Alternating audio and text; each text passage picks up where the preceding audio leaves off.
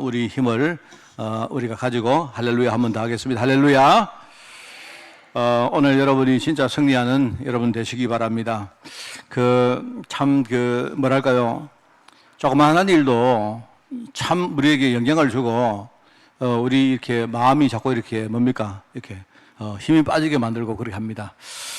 제가 이제 아까 우리 공무원이 나오셔가지고 여러 가지 이야기를 하는데, 제가 이제 돌아가시고 나서, 옛날에 초대교회 때는 그렇게 핍박을 받고 했는데 어떻게 이 사람들이 예배를 하고 했을까? 그 생각이 문득 나는 거 있죠. 그래서 제가 참 짧은 시간이지만 아까 찬양을 할 때도 또 기도할 때도 제 마음속에 진짜 이 간절함이 나오는 거 있죠. 오늘 여러분이 흩어져 계신 분도 계시지만 우리 그분들과 영적으로 우리 안테나를 다 이렇게 연결을 했다고 생각하시고, 오늘 여러분들 먼저 하나님 앞에 또 복음 앞에 집중하는 시간이 먼저 되기를 바랍니다.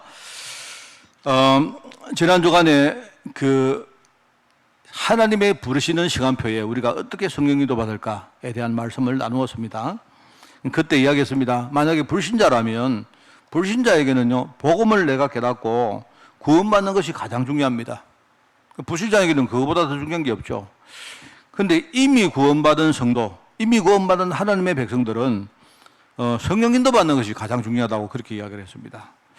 우리가 성령 인도를 못 받으면 어떻게 됩니까? 올바른 방향 인생이 안 되거든요. 틀리게 되어지면 그러면 응답을 우리는 제대로 받을 수가 없습니다. 그리고 우리 주위에 세상에 많은 문화가 지금 우리에게요, 이게 뭔가 공격을 합니다. 아까 우리 장로님도 기도했지만 경제 문제, 우리 가정 문제, 우리 근데 여러 가지 이거는 당연히 해야 될 많은 문제가 있는데, 이제 문제는 뭐냐니까 그걸 우리가 끌고 갈 수 있는가 하는 이야기입니다. 내가 끌려가면 우리는 노예가 되는 겁니다. 그죠?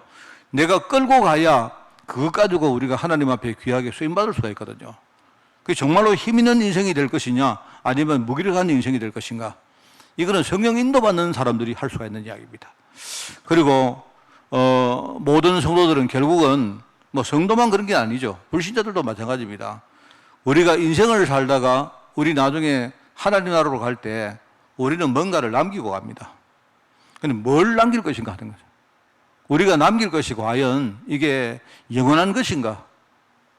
또는 이게 정말로 우리가 영적으로 이게 유산이 될 것인가? 이런 문제거든요. 우리 세상에서 우리 그런 예가 아니십니까? 부모님이 살다가요, 나중에 부모님이 돌아가시면 자녀들에게 재산을 그래도 남겨야 되지. 부채를 남기면 되겠습니까? 그 부채를 남기면 그거는 축복이라 할 수가 없잖아요. 이런 것들이 전부 다 성령 인도 받는데 달려있다 하는 걸 여러분들 꼭 아셔야 됩니다. 그런데 이제 주위에 많은 성도들 보면 이런저런 응답을 우리 받으려고 참 꽤 많이 노력을 합니다. 내가 보면요, 사실 제가 보니까 응답 받는 거는 굉장히 간단한데, 응답을 받으려고 많은 것들이 이렇게 개발이 되어 있습니다.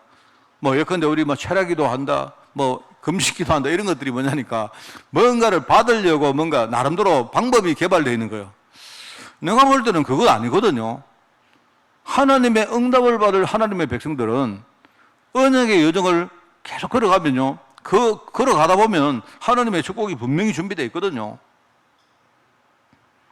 근데 사람들이 응답 받으려고 꽤 의미 있게 노력들을 하는데, 그런데 여러분 보지 않습니까? 그래도 우리가 뭔가를 이렇게 응답으로 받기 전에는 그래도 우리가 복음 붙들고 믿음 가지고 살려고 노력하고 하나님 앞에 집중하고 이렇게 하는데, 많은 경우를 보면요, 이 응답 받고 나서 이상한 길로 가거든요. 이런 케이스를 우리가 너무 많이 봅니다. 그러니까 그걸 과연 진짜 응답을 할 수 있는가?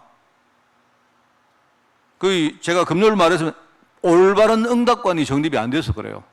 응답이 뭔지를 우리가 잘 모른단 말입니다.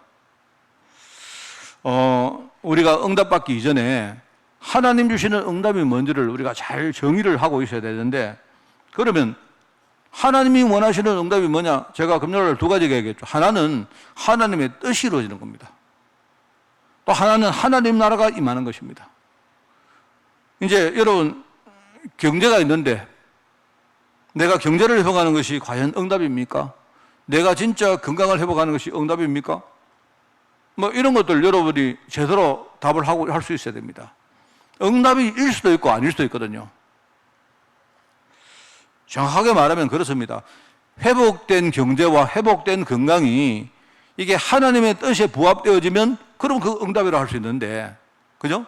그럼 만약에 이게 그렇지 않으면 그거는 응답이 아니거든요.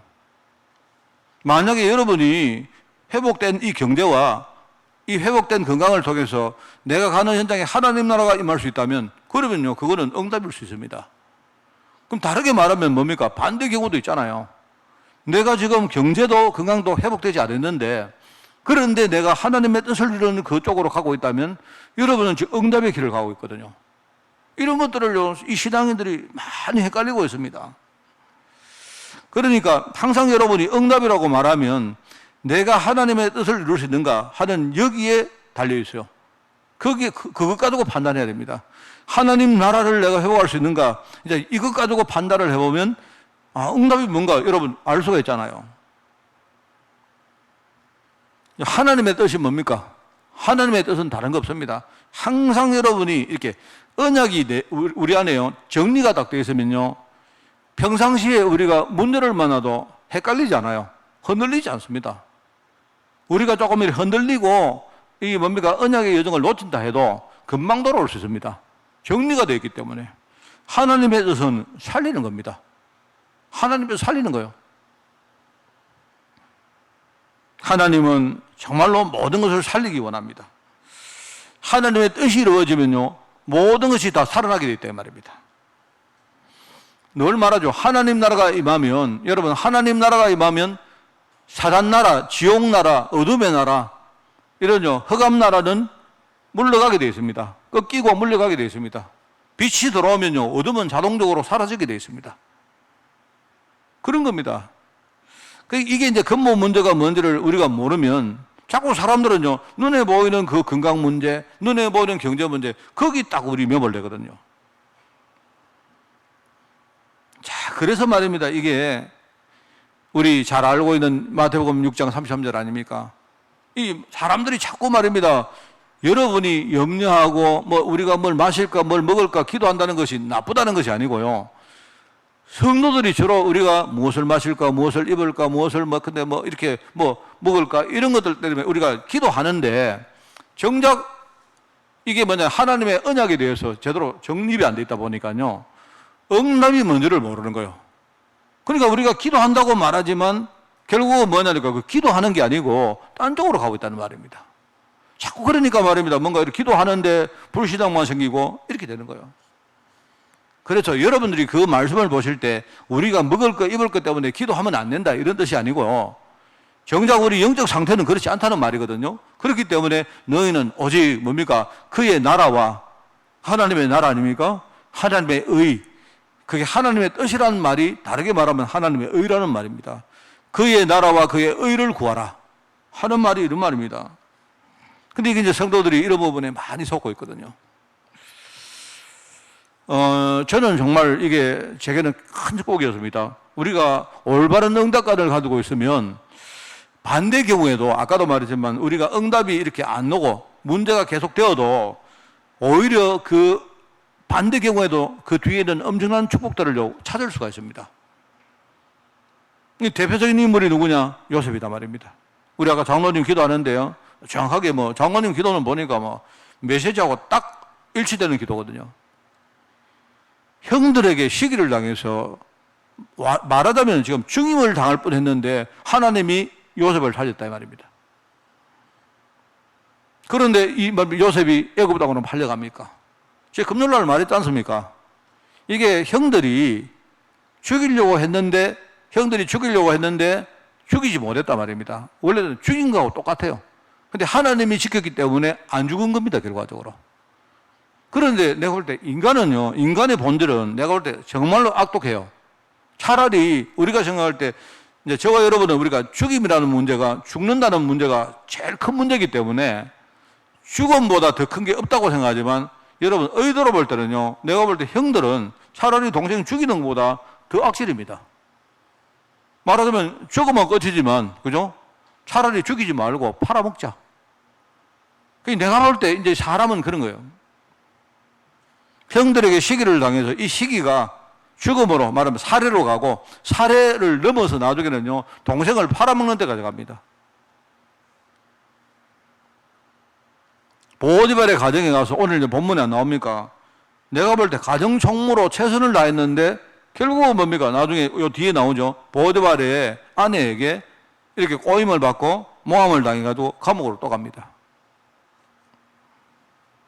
감옥에서 관원장을 만나죠. 술 맡은 관원장을 만났는데 그런데 이 인간적인 관계라는 게 그런 것 같아요. 내가 볼 때는 내가 누구를 만났느냐, 내가 누구를 만나서 무엇을 했느냐, 내가 볼 때 그거는요 우리가 표면적으로 보이는 것 가지고 판단하면 안 돼요. 그게 그 뒤에 있는 하나님의 중요한 계획을 우리가 봐버리면 모든 것이 다 응답입니다, 여러분.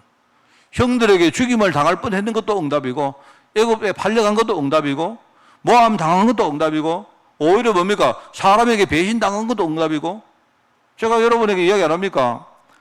요셉의 인생을 딱 보면요. 요셉 인생은 내가 딱 볼 때 한 4가지 꿈이 연결된 인생이에요. 어릴 때 자기가 꿈꿨다 아닙니까? 그리고 말입니다. 이 요셉이 꿈을 꿨는데 이 꿈이 나중에 요셉의 꿈을 성취하는 사람이 누구냐? 바로입니다. 바로. 희한하죠? 말하면 바로의 꿈과 요셉의 어릴 때 꿈이 딱 연결되는 게 그게 하나님의 응답으로 가는 여정이었거든요. 근데 그 중간에 뭐가 있는가 하니까 중간에 관원장이 꾼 꿈이 딱 있습니다. 요 꿈들이요, 딱딱 이렇게 뭡니까? 우리가 모자이크를 맞추듯이 이 꿈들이만 연결되면서 하나님의 응답이 쭉 진행되는 거예요. 나중에 이제 마지막에 요셉이 하는 말이 요셉이 나중에 유언을 남깁니다. 유언을 남긴다는 말이 그게 자기 꿈을 말하거든요. 내가 죽거든. 나중에 우리 민족들이 가나안 땅으로 갈 건데 그때에 그냥 가지 말라. 아마 자기는 죽어서 나중에 뭡니까? 나중에 묻혀서 완전히 뭡니까? 해골이 되고 헐기 돼도 나중에 내 해골을 가지고 가라. 말하면 하나님이 요셉을 통해서 꾼 그 꿈들이 후대에게 전거되기를 원하는 거거든요. 그게 내가 볼 때 요셉의 인생을 우리가 한마디로 딱 그림을 그리면요 이 4가지 꿈으로 딱 연결됩니다. 이게 하나님은요 그게 하나님의 계획이에요. 하나님이 이 하나님 계획을 이루시려고 어릴 때 요셉에게 꿈꾸게 하시고 관원장 만나고 또 꿈꾸게 하시고 바로가 또 꿈꾸게 하시고 나중에 이 꿈이 말입니다 후대들에게 전달되도록 하고 요게 요셉의 인생입니다. 그러니까 참 이게 이제 시간 딱 지나고 보니까요 여러분 보세요. 개인, 우리 가문, 그리고 우리 민족 전체 이게 딱딱 뭡니까? 이런 과정을 통해서 하나님의 약속들이 이루어지는 거 아닙니까? 이게 뭐 지나 보니까요 하나하나가 전부 다 응답이 만들어지고 있는 시간표였다. 여러분, 저나 여러분 다 알고 계실 거예요. 근데 과연 우리가 우리 인생에서 이걸 정말로 믿고 살 수 있는가? 이제 그게 문제거든요. 그런데 여러분이죠. 우리가 불신앙할 때 많지만 저는 그렇게 생각합니다. 저는 우리가 이걸요 불신앙할 때가 많고 얻을 때는 뭐 이거 듣고 흘리고 이럴 때도 많지만 평상시에 이게요 딱 정리가 딱 돼 있으면 내가 그런 문제를 딱 만날 때 훨씬 더 우리가 대처하기가 쉽습니다. 저는요. 그래서 저는요 이거를 제가 이 다락방 운동을 하면서 제가 정말로 내가 받은 축복 중에 하나가 메시지가 정립되는 이겁니다. 무슨 메시지를 다른 사람이 모르는 메시지를 많이 알고 그런 게 아니고 그냥 내 신분과 하나님 내게 주신 권세와 그리고 내가 앞으로 살아가야 될 인생의 사명 이런 것들이 메시지로 딱 정리가 되어 있기 때문에 저는요 제가 이제 문제가 와도요 또 그 메시지를 생각합니다. 그리고 메시지 그거 붙들고 기도합니다. 그 메시지 그거 붙들고 내가요 이렇게 묵상하면서 성령 인도를 받고 받으면요 그 메시지의 흐름 따라가지고 하나님이 뭔가 준비해 놓은 게 보여요. 그럼 그대로 가면요 나중에 반드시 하나님이 응답 주시고 승리하게 돼요. 저는 그거를 체험했기 때문에 참 내가 이 아마 지금까지 내가 이 걸어온 내 인생길 자체가 내가 뭘 하고 이런 게 아니고요 내가 그 메시지 따라왔기 때문에 정말 내가 이렇게 뭔가 축복의 흐름 속에서 왔구나. 저는 그게 너무 감사해요. 하나님이 전부 다 뭐 제가 요셉하고 비교해서 뭐 내가 요셉의 발바닥에 따라가겠습니까? 그런데 내가 살아가는 인생과 요셉이 걸어갔던 그 인생이 지나 보니까 똑같아요, 결국은. 아마 여러분도 똑같을 겁니다. 나중에 하나님이 이 요셉의 요셉의 일가를요, 어떻게 아십니까? 요셉의 일가를 통해서 전 세계의 복음을 전거하는, 제가 뭐 장자라는 말 하는데 저는 오히려 장자보다 뭐랄까요? 이제 한국에서 많이 쓰는 말로 복음의 종가다, 종가. 우리 종가 집안 합니까, 종가. 그냥 장가는 장자 이러면요, 그 집안에 제일 이렇게 뭡니까? 제일 뭡니까? 뭐 아이지만, 자녀지만요. 종가는 아예 복음의 명문가 종가입니다, 내가 볼 때. 이게 종가집이에요, 종가집. 하나님이 그 정조 할아버지 아브라함에게 약속을 안 주십니까? 내가 볼 때. 근데 이 약속이 처음으로 후대에게 전거된 게 이삭이거든요. 그 창세기 22장. 그랬는데 이 하나님이 하신 이 약속이 야곱 시대에 오면요, 굉장히 구체화되어집니다. 이게요. 야곱이 많은 일을 겪으면서 뭡니까? 하나님이 구체적으로 이 복음이 뭐다, 하나님 내가 약속한 약속이 뭐다는 것을요, 하나님이 굉장히 구체적으로 이야기해요. 이러면서 나중에 뭡니까? 네 이름을 이스라엘이라 해라. 그 이스라엘이라는 말 자체가 뭡니까? 지금 그 민족 전체의 일종의 대표적인 네임이 아닙니까? 그렇대죠. 이스라엘이라는 말 안에, 그 안에 모든 것이 다 들어있습니다. 이러면서 뭡니까? 그 이스라엘의 아들 12명이 결국요, 12지파를 이룹니다. 그런데 그 중에 이제 이게 나중에 열매를 맺고 꽃을 피우는 건요, 요셉 시대에 와서 이게 꽃을 피우는 거예요. 이러거든요. 요셉은 나중에 이 장자의, 내가 말해, 종가의 축복을 받습니다. 누가 그래요, 저한테. 목사님, 저 요셉 지파는 왜 없습니까? 12지파 가운데 지파 이름이 막 이렇게 뭐 있는데, 암만 찾아봐도 요셉 지파가 없거든요. 그 여러분들 모르는 분들 많습니다, 지금도. 12지파니까 그냥 12지파겠지 하는데, 정확하게 말하면요, 13지파입니다. 그 요셉 지파란 말은 아무리 찾아봐도 없어요. 왜 그러냐? 뭡니까? 야곱의 아들이 몇 명이냐? 야곱의 아들이 13명이에요, 13명. 왜냐니까, 사실 따지고 보면 14명이지. 자기 손자 2명을요, 자기가 양자로 받아요, 양자로. 그 손자가 누굽니까? 그게요, 요셉의 아들 므낫세와 에브라임입니다. 므낫세와 에브라임을요, 자기가 양자로 받아요, 양자로. 양자로 받아가지고, 자기의 자녀라는 이름으로 뭡니까? 나중에 요셉은 빼고, 그 요셉의 자녀 둘이에게요, 하나씩 뭡니까? 기업을 나눠줍니다. 그래서 알고 보면요, 요셉이라는 지파는 없고, 므낫세 지파가 있고, 에브라임 지파가 있는 거예요. 말하자면 요셉은 배에 꽃배기에 축복받아, 이 말입니다. 13지파인데, 나중에 뭡니까? 그 중에 레위 지파는 제사장 지파이기 때문에 지파 이름은 있지만 기업에서는 제외시켰어요. 그러니까 12지파의 기업이 남은 겁니다. 무슨 말 알겠습니까? 이게요, 복음의 종가가 받은 축복이에요, 이게. 참, 하나님이 이런 응답들을 우리 앞에 이 언약의 영 속에 준비해 놨다는 것이 참 이게 감사하죠. 그래서 저는 여러분도 똑같습니다. 뭐, 누가 잘났다 못났다 그게 아니고, 우리가 이 복음의 길을 쭉 걸어가면요, 뭐 중간에 과정 속에는 이런저런 많은 일이 있습니다. 뭐 제가 이 그 코로나 시대를 보면서 막 봅니다. 제가 그래 이제는 정말 정말 뭐랄까요? 진짜 아니면 아무것도 못 하겠다. 뭐 심지어는 말입니다. 그동안 막 교회도 나오기 싫고 막 그래 나오기 싫은데 안 나올 수도 없고 막 이런 분들이 잘했다 막. 지금 뭡니까? 막, 이제는 뭐 격리하고 이런 시대이기 때문에, 굳이 이제는 교회 안 가도 내 집에서 예배할게. 뭐, 이래도 뭐 전혀 아무 문제 없거든요. 그래, 뭐 상관없다. 내가 볼 때 이제는요, 정말 우리가 조그마한 일 하나도 하나님의 언약을 제대로 모르고 그 안에는 믿음을 가지지 못하면요, 바른 길을 우리가 갈 수가 없습니다. 그것도 힘있게 갈 수가 절대 없어요. 그래서 정말 오히려 저는 잘 됐다고 생각합니다.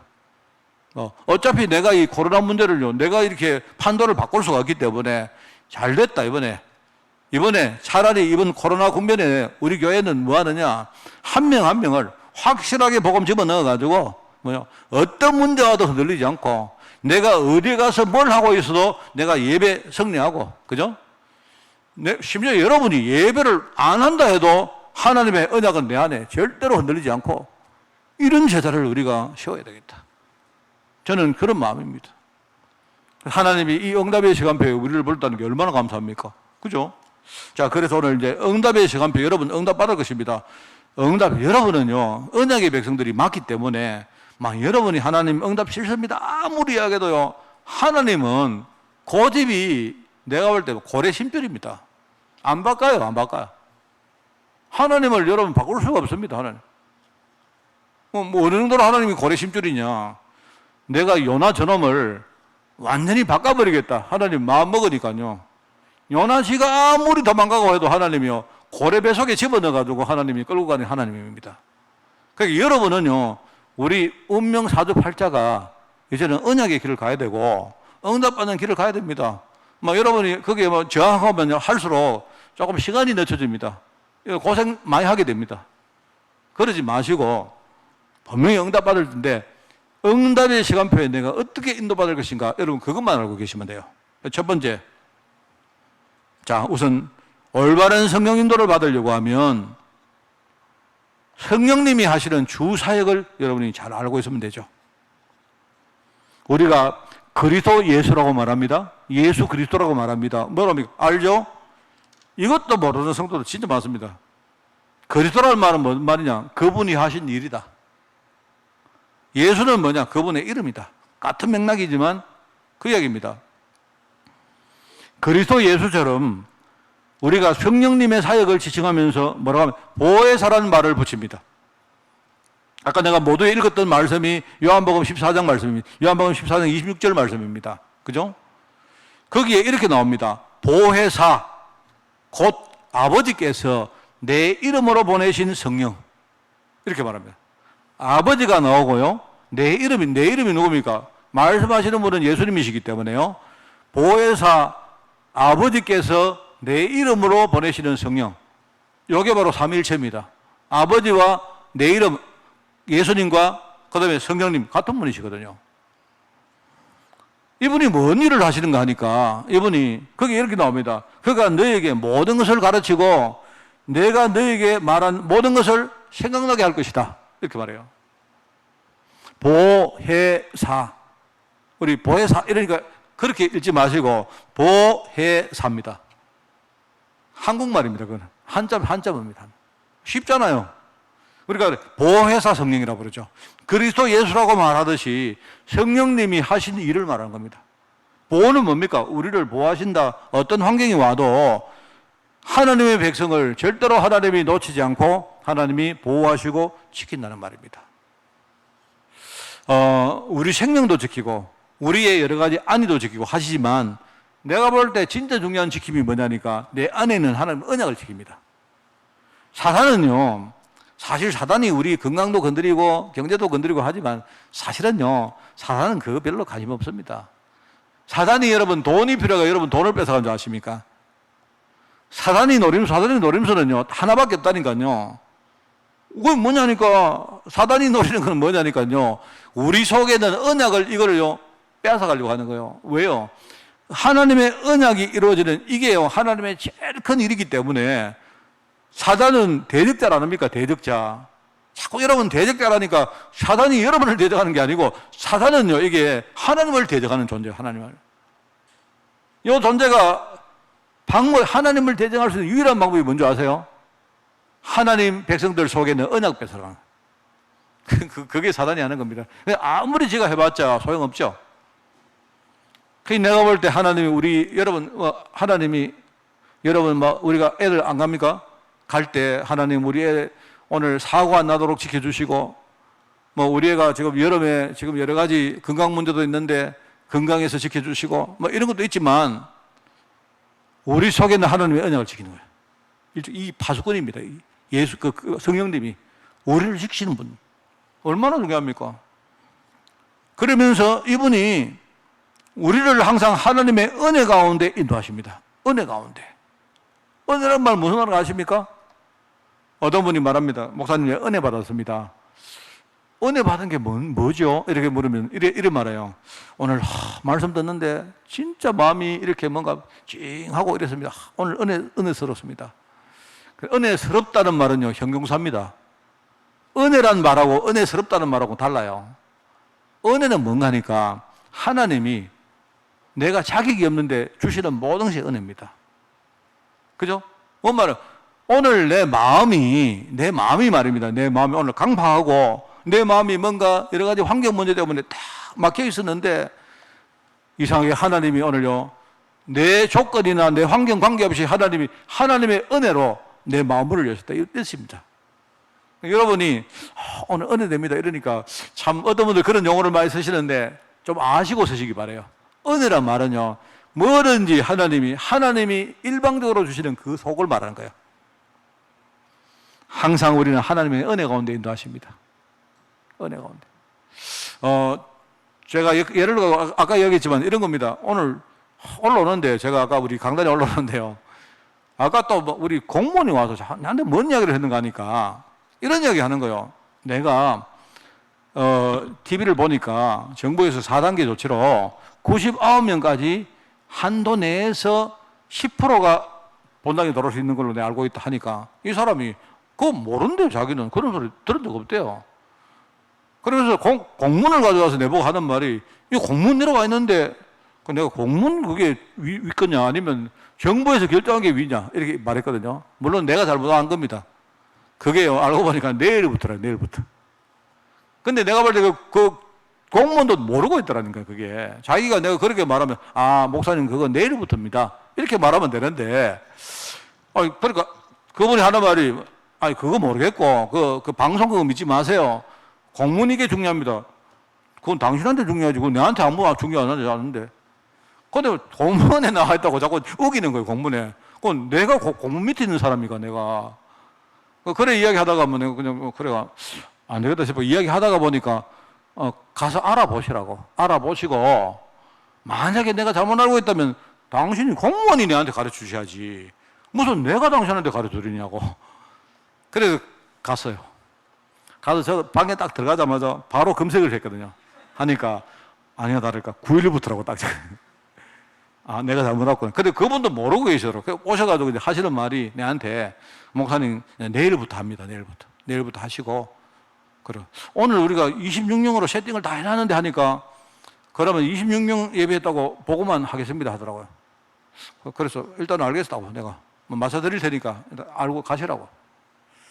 그래 갔는데 내가 그 이야기 하고 나니까 되게 기분이 좀 안 좋은 거 있죠. 이 사람들 와서 말입니다. 우리가 최선을 다해 하는데 그랬는데 다 올라오자마자요. 앉자마자 내 마음속에 어떤 생각이 드는가 하니까 아니다.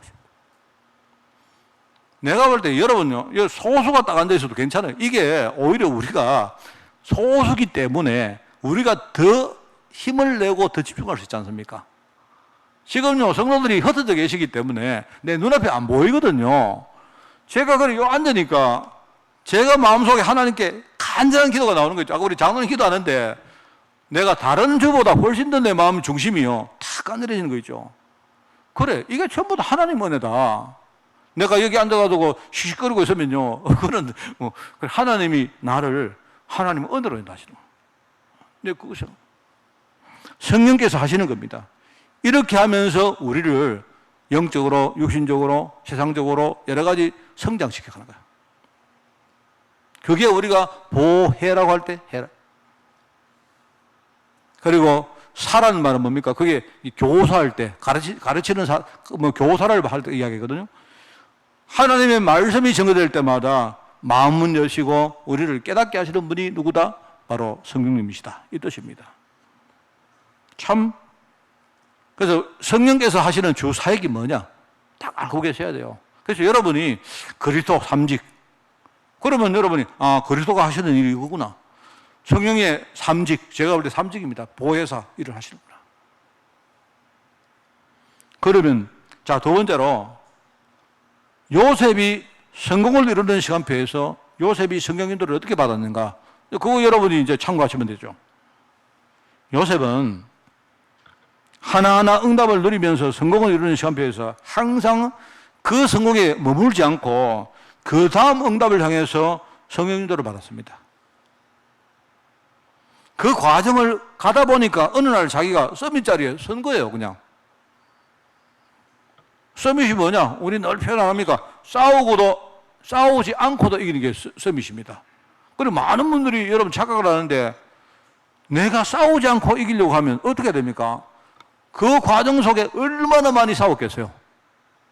내가 싸우고 또 싸우고 어떨 때 터지고 지고, 그죠? 어떨 때 박살나고, 어떨 때 완전히 뭡니까? KO 당하고 하다가 내리는 결론이 뭐냐? 내가 이번에 또 질 수 없다. 우리가 무장하는 거 아닙니까? 그 다음에 내가 자꾸 뭡니까? 내가 터지고 지고 하니까 나는요, 처음에는 뭐 재래식 무기로, 나중에 뭡니까? 뭐 생화학 무기로, 나중에 핵폭탄으로 무장을 하고 나면요, 이제는 나중에는 뭡니까? 핵폭탄 가지고 있으면요, 핵폭탄 없는 나라는 아예 못 싸웁니다. 그러니까 안 싸우고도 이기는 거예요. 그리고 제가 볼 때 그거는 서밋의 자리에서 선 우리 응답이지만 우리가 싸우지 않고 이기려고 하면 그 과정 속에 얼마나 치열하게 우리 살았겠습니까? 아마 경험들 많이 했을 거예요. 우리가 응답을 받으려고 하면 애를 안 써도 응답이 그냥 되는 겁니다. 어느 날 응답이 돼요. 그래서 여러분에게 늘 말하랍니까? 응답 받으려고 자꾸 여러분들이 노력하지 마시고 근본적으로 흐름 바꿔버려요. 흐름을 바꿔버리면요, 흐름이 한번 바뀌면 이 말하는 우리 메인스트림이라 안 합니까? 스트림이란 말은요, 흐름이란 말이거든요. 큰 물줄기가 바뀌어버리면요, 그 다음에 이거는요, 조그마한 것 가지고 그거 못 바꿉니다. 내가 하나님의 응답받는 흐름이 바뀌어버리면, 옛날에는 완전히 내 인생이 저주 흐름인데 하나님의 응답되어지는 흐름으로 바뀌어버리면요, 여러분이 별로 응답받으려고 애 안 써도 그냥요, 흐름 자체가 막 되어져요. 소나기가 내리는데 여러분이 어떻게 해요? 여러분이 우산 가지고 막으랍니까? 우산 가지고 여러분이 장풍을 쏘든지 아무래도요, 하늘에서 내리는 소나기는 아무나 못 먹습니다. 그게 서밋입니다. 가는 데마다 하나님의 축복이 요셉의 눈에 보였고, 오늘 안 옵니까? 하나님이 요셉과 함께 하심으로 요셉이 형통한 자가 돼요. 그리고 그 다음에 나오죠. 그 다음에 더 중요합니다. 보디발의 눈에 하나님이 요셉과 함께 하시고 형통한 자가 된 사실이 보인 겁니다. 우리가 응답 받아버리면요, 조금 양보해도 상관없잖아요. 뭐 내가 응답의 그 메인스트림 속에 들어가 버리면, 큰 물줄기 속에 들어가 버리면요, 내가 조금 뭔가 이렇게 왔다 갔다 해도 큰 상관없지 않습니까? 지금요, 뭐 왔다 갔다 해도 결국은 그 흐름을 향해서 가는 거니까. 우리가 이 응답들이 남들에게 쉽게 보이면요, 내가 그거를 보이려고 막 애를 쓰고 노력할 필요 없지 않습니까? 그게 창세기 39장의 서밋의 모습입니다. 오늘 나오는 게. 어느 정도나 하나님이 요셉이 가정 총무가 되어서 그 가정의 모든 일을 주관한 때부터 하나님이 요셉을 위하여 보디발의 집에 복을 내리셨다, 이리 나와버려요. 창세기 45장에 그게 나오는 게 형들 앞에 하는 그 신앙 고백이, 그게 서밋의 고백입니다. 그게요. 그게 세 가지 딱 고백 안 합니까? 저는 그 창세기 45장을 굉장히 좋아하고, 저는 이렇게 인용을 많이 하고, 이렇게 뭡니까? 묵상을 참 많이 합니다. 형들 앞에 하는 말이 뭐하느냐? 세 가지 이야기예요. 그 세 가지가 뭐냐니까, 그 세 가지가 이런 겁니다. 하나님이 당신들을 살리시려고, 당신들의 후손을 살리려고 이렇게 나옵니다. 그게 하나님의 계획이죠. 우리를 살리시는 분이 하나님이십니다. 그게 첫 번째 한 고백이고요. 그 다음에 두 번째, 나를 미리 이곳으로 보냈나니, 이렇게 나옵니다. 무슨 말인가 하니까, 하나님은 우리 가정을 살리려고 미리 나를 위해서, 우리 가문을 위해서 절대 현장을 준비해놨다는 말입니다. 내가 처음에는 몰랐지만 알고 보니까 애굽에 내가 노예가 된 그 현장이 하나님이 우리를 살리는 절대 현장이었더라, 이 말입니다. 우리 렘넌트 후대들이 나중에요, 여러분 부모를 떠나서 여러분 가서 이 교회는 마음에 든다, 이 교회는 마음에 안 든다, 뭐 여기는 뭐하다, 뭐 이렇게 되면 안 돼요. 우리 아이들이 가는 데마다 하나님이 복을 주셔버려야죠. 그러면 이 현장이 이게 하나님이 나를 위해 준비하신 절대 현장이구나. 무슨 말 알죠, 여러분? 우리 지금요, 신앙인의 발판 10가지 가운데 내가 서 있는 모든 현장이 뭐라고요? 성교지다 나오잖아요. 그게 하나님이 나를 위해서, 우리 가문을 위해 준비하신 절대 현장이구나. 이걸 깨달아버린 겁니다. 이 고백을 하는 거예요. 이러면서 세 번째 나오는 게, 하나님이 그 일을 하시는데 나를, 이렇게 조작한 나를 나를 주역으로 세웠습니다. 이렇게. 거기 보면 이렇게 말해요. 나를 바로의 아버지로, 자기를 바로의 영적 아버지로, 그죠? 그 다음에 뭡니까? 온 집의 주로, 그리고 애굽 온 땅의 통치자로 삼으셨나이다. 이렇게 말해요. 이게 이 세 가지가 하나님의 계획입니다. 하나님은 여러분을 살리기로 하는 거예요. 전부 다 살리기로 하는 거예요. 그거를 하시려고 하나님이요, 나를 위해서 절대 연장 딱 줍니다. 혹시 여러분이 지금 실패했습니까? 하나님의 절대 연장으로 들어가시기 바라요. 그러면서 거기에 하나님이 나를 이 시대에 주역으로 세웠구나. 요걸 딱 붙드는 거예요. 이렇게 인도받으니까 이때마다 하나님은 현장에 증거를 주신 것입니다. 그게 오늘 마지막입니다. 여러분 딱 이거 붙들고 승리하시기 바라요. 그래서 쉽게 말하면 요셉의 경우처럼 우리가 좀 보편적으로 여러분 성령 인도받는 사람의 공통점을 제가 몇 가지 말씀을 드리겠습니다. 그러니까 여러분이 참고하시면 돼요. 성령 인도받는 사람들의 특징은 이런 겁니다. 그리고 우리가 성령 인도를 받으면 하나님이 우리도 이렇게 살 수 있도록 증거를 주십니다. 그래서 첫 번째가 뭔가니까 요셉이 성령 인도를 받을 때마다 하나님은 어떤 증거를 줬는가 하니까 자기를 살리는 일부터 먼저 우선순위가 할 수 있도록 증거를 주신 거예요. 그러니까 여러분이 이제 잘 모르겠거든요. 성령 인도 못 받는 사람들 특징을 보시면 돼요. 성령 인도 못 받는 사람들 특징이 뭐냐니까 항상 일부터 합니다. 일부터 하다가 일 열심히 하다가 낙심 들고 그것 때문에 흔들리고 그것 때문에 넘어지고 이래요.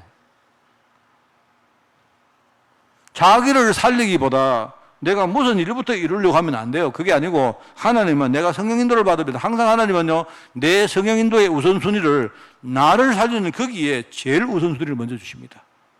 그거 깨닫고 어느 날 그거 할 수 있도록 내게 증거를 주세요. 참 저는 목회하면서 제가 정말입니다. 제가 이거 몰라서면 내가 지금도 열심히 목회하려고 애를 안 썼겠습니까? 애를 썼겠죠. 제가 전에 이야기 안 했습니까? 내가 알고 있는 목사님이 그 이야기 하시더라고요. 목사님이 수도권에 계시는 목사님이 내가 한번 이야기 했는 걸로 기억납니다. 이 목사님이 코로나 때문에 성도들이요 그냥 이렇게 비대면하고 나오니까 성도들이 교회를 안 들어오는 겁니다. 왜냐니까 교회가 조그만하고 시설도 잘 안 돼 있고 뭐 성도들이 교회 오니까 뭐 여러 가지 맡아야 될 일도 많고 하는 거예요. 그래가지고 말이면 이제 코로나 어느 정도 전에 이제 이렇게 뭡니까 약간 이렇게 좀 끝나고 나서도 성도들이 돌아오지를 않는데요. 그래서 이 목사님이 하시는 말이 마침 자기 집이 하나 있는 거예요. 집이 하나 있는데 이 집이 엄청나게 많이 이제 말하면 아파트가 하나 있는데 엄청나게 많이 올라온 거예요, 이게 가격이. 그래가지고 이 목사님은 안 되겠다. 서울에는 너무 사람들이 뭐 이렇게 유불리를 따지고 뭐 이러니까 집 이거 팔아가지고 저기 고향 땅에다가 아파트를 한 개 사고 그래도 많이 돈이 남으니까 그거 가지고 교회를 거기 가서 목회해야 되겠다 하는데 사모님이 막 죽어도 안 된대요. 죽어도 안 된다는 말의 뜻이 이유가 우리는 이거 팔고 나가는 순간 앞으로 다시는 서울로 못 들어온다. 그러니까 이러지도 저러지도 못하는 거예요. 그래 내가 볼 때 차라리 그 뭡니까 아파트가 없으면 그래 시골 가자 이러면 뭐 갈 건데 이거 아파트가 하나 있어가 이것도 참 이게 지금 어려운 겁니다. 나보고 이야기하더라고. 목사님 내가 어떻게 하면 되겠습니까? 내가 어떻게 합니까? 내가 목사님 신앙 따라 하셔야죠. 목사님이 결단하시고 가면 내가 볼 때 그래서 항상 제가 하는 이야기입니다. 뭐를 어떻게 할 것인가? 이렇게 생각하면요 목사님 나중에 목사님이 완전 죽습니다. 차라리 막 가기는 뭐하고 안 가기는 뭐하고 목사님 목회를 안 하시더라도 목사님 먼저 사세요. 목사님이 살아버려야지 뭐 고민하십니까 그거. 그래서 제가 이제 한 말이 저는 그런 말 잘하거든요. 뭐냐니까 이렇게 생각하십시오. 아파트 하나 있는 게 얼마나 감사합니까? 만약에 목사님이 교회도 지금 안 되는데 아파트라도 없으면요 이런 생각 할 수 없죠. 그런데 그렇게 생각하지 마시고 하나님 감사합니다 하시고 그냥 목회를 하시든 마시든 그거는 그 다음 이야기를 두시고 목사님이 먼저 사시는 쪽으로 가죠. 고민하시면 답이 나옵니다.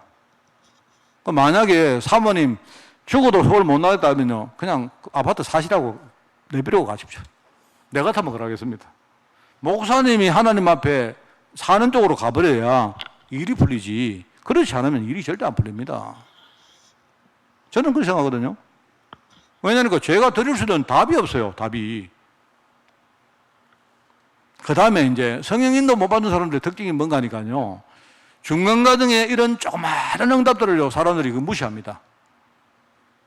성령 인도 받는 사람 특징이 뭐냐? 중간과정에 내가 겪는, 내게 생기는 작은 응답들, 이걸요 굉장히 중요하게 여깁니다. 요걸 가지고 뭡니까? 요걸 가지고 하나하나 응답의 과정 속으로 들어간 거예요. 그래서 아까 제가 이야기하는 것 첫 번째, 우리 영적 서밋 말할 때, 영적 서밋은 다르게 말하면요, 나를 살릴 수 있는 사람이요, 어떤 문제가 와도 나는 괜찮다, 내가 어떤 문제가 와도 오히려 나는 살릴 수 있다, 이게 영적 서밋입니다. 왜? 복음 가지고 있기 때문에. 기능 서밋은 뭐냐? 하나님이 내게 주신 모든 것을 나는 응답으로 가지고 그 다음 응답을 향해서 차근차근 갈 수 있다. 그래, 오늘을 살릴 수 있는 사람이라야 돼요. 그게 기능 서밋입니다. 참 그렇죠. 성령 인도 모르는 사람 전부 다 맨날요, 황당한. 그래서 제가 이제 좀 이렇게 마음으로 쓰고 있는 말이, 네 입을 크게 열라, 237, 우리 막 오직, 우리 그런 용어 너무 많잖아요. 서밋 이 자체가 막, 여러분은 거기 빠지지 마시기 바랍니다. 제가 여러분에게 늘 호수 가지고요, 물을 내가 뿌리겠습니다. 우리가 237 나라를 향하지만, 내 오늘의 현장부터 여러분 살려야 돼요. 뭔 말 알겠습니까? 렘넌트들에게 이런 이상한 생각이 들어가 버리면 우리 애들요 못 삽니다. 현장에 나가보면 불신자들 돈 다 가지고 있는데 우리는 돈 하나도 없어요. 교회 와서 어른들 보면요, 어른들 모습과 불신자들 지금요, 예컨대 이건희 씨, 이병철 씨, 이런 사람들 보면요, 완전 우리 눈에 다르잖아요. 아닙니다. 애들이 메시지를 잘 못 깨달아서 그렇다니까요. 나의 오늘, 이게 하나님이 내게 주신 오늘, 하나님이 내게 주신 제일 좋은 오늘, 이걸 주신 거예요. 이걸 가지고 내가 거기서부터 인도받는 거야. 그러면 그 다음 응답으로 갑니다. 그리고 이제 성령 인도 못 받는 사람 특징 세 번째가 응답받은 이후입니다. 성령 인도 못 받는 사람들은요, 응답 좀 받으면 막 자랑하고 싶어가지고, 내가 봐도 눈에 보면요, 자랑하고 싶어가 막 입이 막 근질근질한 거 다 보여요. 응답을 받은 이후에는 하나님께 영광을 겁니다. 오히려 하나님이 하신 거 아닙니까? 그게 그래서 참 보면 우리 교만하고 우리가 뭔가 자랑하고 싶고 이런 것들이 많이 있거든요. 사실은 나도 있습니다. 다 있습니다. 사람들 본질 속에 그 창세기 3장이 그거 없는 사람은 없어요. 우리가 성령 인도를 받으면요, 어떻게 합니까? 내가 하나님의 응답을 받았는데, 그러면 그 응답이 끝이 아니잖아요. 그 다음 응답은 어디에 달렸느냐? 내가 응답받고 난 다음에 하나님께 영광 돌릴 때, 그러면 하나님은 그 다음 응답으로 인도하십니다. 이게 얼마나 중요한지 모르죠. 그래서 우리가 겸손한 마음으로, 우리가 온유한 마음으로 하나님을 섬기고, 또 하나님이 내게 주신 거 가지고 우리가 진짜 하나님 앞에 우리가 아주 순수하게 하나님께 헌신할 수 있고, 이렇게 되어야 우리 산업인도 그렇고 모든 사람도 똑같거든요. 그 다음 응답으로 갈 수 있는 겁니다. 그게 여러분이 성령인도 바르게 받는 방법입니다. 우리 중직자들 누구처럼 말입니다. 자랑하고 싶은데 자랑하게 안 만들어줬다고 막 낙심해가지고 막 교회 떠나고 이런 거 하지 마시고. 실제 있어요, 그런 사람이. 목사님, 나 좀 이렇게 말하고 싶은데 왜 목사님 말을 막 씁니까? 말하지 마이소, 막. 되는데 말하게 되면 하면 되는데 막 그거를 목사님은 이렇게 그러면 안 됩니다. 그렇게 하지 마시고. 우리 후대들이 있잖아요, 후대들이. 이 애들은요, 굉장히 우리 이 시대는 바른 신앙을 배워야 됩니다. 그래서 우리 중직자들이 이걸 깨닫고 여러분이 성령 인도를 받고, 그죠? 이래서 여러분도 또 우리를 보는 후대들도 서밋의 길을 갈 수 있도록 여러분이 문 열어주시는 그런 여러분 되시기 바랍니다. 오늘 응답의 시간표에 최고의 은혜를 누리고 그 다음 응답을 준비하는 여러분 되시기를 예수님 이름으로 축원을 드립니다. 하나님 아버지 감사드립니다. 주의 종들에게 말씀을 주시니 감사를 드립니다. 이 어려운 시대에 유일성의 메시지에 우리가 마음 심령을 담게 하시니 감사를 드립니다. 하나님, 우리 성도들 현장에서 어떤 상황이 처하든지 우리가 응답 누리며 이 응답을 가지고 많은 자들에게 복음 증거할 수 있도록 이번 주간을 축복하여 주옵소서. 흩어진 모든 종들 현장에 하나님 나라가 임하며 하나님의 뜻이 이루어지는 응답의 시간으로 저희를 인도하여 주옵소서. 감사를 드리오며 예수님의 이름으로 기도드리옵나이다. 아멘.